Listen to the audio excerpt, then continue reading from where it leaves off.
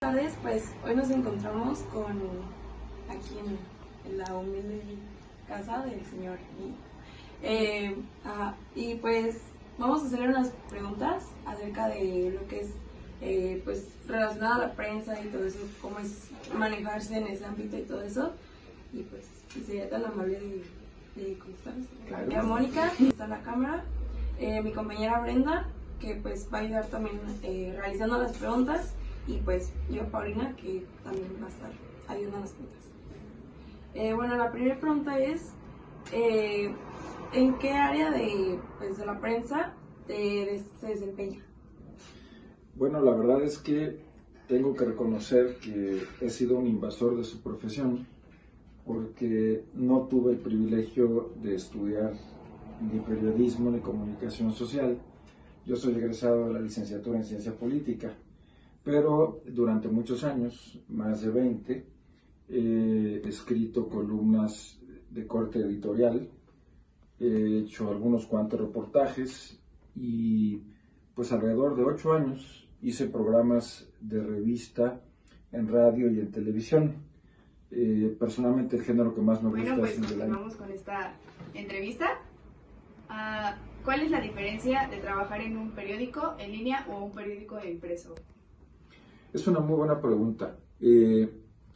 Ya hace varios siglos, 3 por lo menos, el periodismo impreso tiene un arraigo cultural en la mayor parte de las sociedades de Occidente.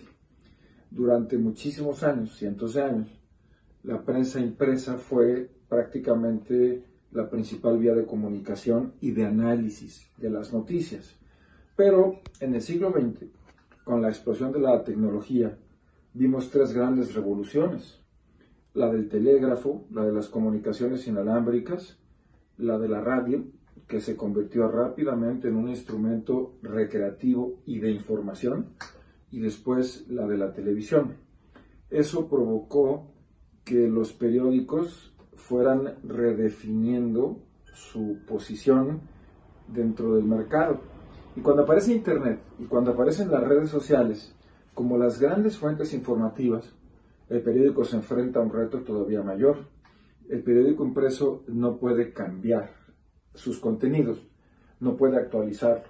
Por ejemplo, hubo un accidente y resulta que no hubo muertos, todos están heridos, pero a la hora de quitar los escombros encuentran que lamentablemente una persona falleció.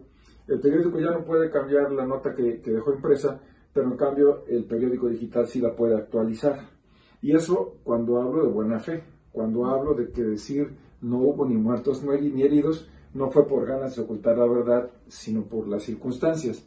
Bueno, cuando apareció la televisión, mucha gente profetizó que la radio iba a desaparecer. La radio no desapareció, cambió un poco de vocación.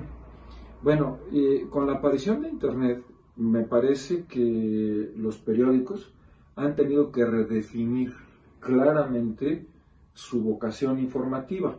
Y esto es muy claro, se ejemplifica muy claro en un periódico europeo. A mí me parece que es el mejor periódico que se hace en lengua castellana, que es el periódico español El País. Si ustedes revisan las notas que aparecen en su edición digital y las comparan con su edición impresa, no es que sean diferentes, es que están hechas con un criterio metodológico distinto. La nota de las impresiones digitales suele ser muy analítica, de los periódicos impresos, suele ser muy analítica, suele ser muy extensa, muy prolija, suele tener recuadros informativos, y en cambio la nota digital está orientada más al tema informativo. A veces las notas coinciden, a veces son las mismas, pero el periódico El País está tratando de adaptarse a esta realidad en la que no es lo mismo un medio impreso que un medio electrónico que tiene mucha adaptación, mucho cambio y además muy rápido.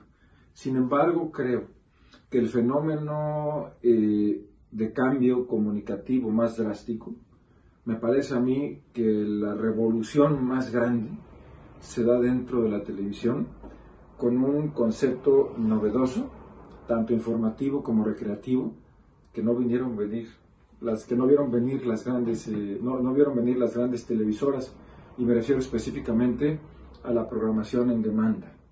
En el momento en que aparece Netflix, que aparece Blim, que aparecen todas estas compañías, la audiencia, el público, ya no está obligado a ver lo que le programan. Tiene la libertad de escoger para ver lo que quiera, en el momento que quiera, con los contenidos que quiera. Y si no le gusta una cosa, no tiene cientos, tiene miles de opciones diferentes para escoger. Este es el fin de las audiencias cautivas. Y me parece que en el mundo, las grandes televisoras ni cuenta se dieron.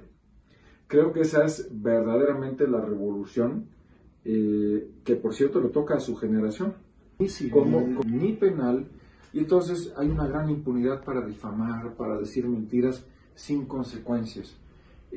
No puede haber una prensa libre, democrática, creíble, si por otra parte no se respetan los derechos de las personas. En los países europeos, la mayor parte de los medios de comunicación tienen un mecanismo que es la defensoría de los públicos, la defensoría de los lectores, en el caso de los periódicos impresos, la defensoría de las escuchas, en el caso de las televisoras y la radio, la posibilidad de que las personas puedan ser defendidas por instituciones que protegen su vida privada, su integridad, y que garantizan, hasta donde es posible, que una calumnia no se convierta en un hecho histórico. Creo que es un tema pendiente en nuestro país. No se trata de perseguir a la prensa libre, no se trata de reprimir, se trata simplemente de garantizar que se informe con la mayor objetividad posible y que las personas sean tratadas como sujetos de derecho. Es todo un tema, es todo un tema difícil, igual que la violencia inadmisible contra ningún comunicador, porque no creo que haya nada que justifique que a ninguna persona que se dedica a informar se le reprima de ninguna manera. Ok, muchísimas gracias.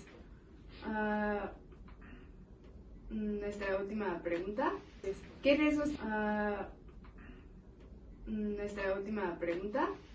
riesgos tiene trabajar en el periodismo? En México todos.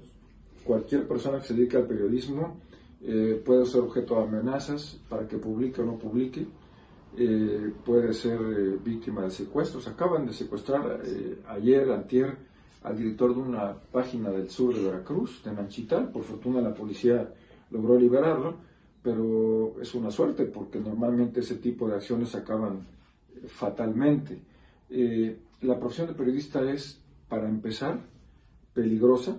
Es, diría yo, la característica más visible del oficio, pero ya lo dijimos hace un momento, también es una profesión que no es socialmente valorada.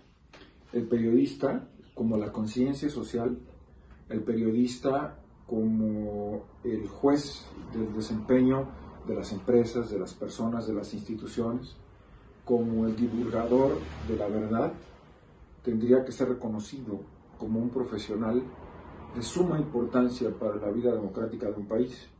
Y creo que en México, como ya lo he señalado varias veces en esta charla, no se le reconoce.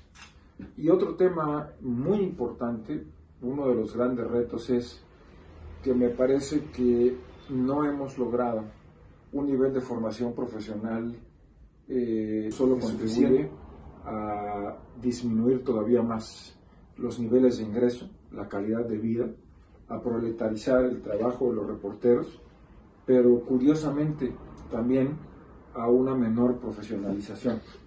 Me parece que si hubiese una formación sólida, podría desarrollarse un periodismo cultural muy especializado, podría desarrollarse un periodismo científico. Por ejemplo, hay una enorme cantidad de médicos, químicos, biólogos, farmacéutas, obstetras, educadores para la salud, vendedores de medicamentos, que necesitarían un periodismo especializado en su área. Hay un gran grupo de trabajadores de la construcción, arquitectos, ingenieros, de los que fabrican cemento, de los que venden ferretería, de los que venden impermeabilizantes, que necesitarían un periodismo ubicado específicamente en ese segmento del mercado, y me parece que al reportero no se le da la oportunidad de especializarse como para poder ingresar a esos nichos específicos de mercado, y creo que sería muy prudente mejorar los perfiles del ejercicio periodístico para lograr egresados muy bien entrenados, muy bien informados y muy competitivos, que tengan el nivel de entrenamiento y las herramientas para triunfar laboralmente. Ok, muchísimas gracias. Gracias a ustedes. Creo que hasta ahora es todo y pues un gusto conocerlo y gracias por la Igualmente, entrevista. muchas gracias a ustedes.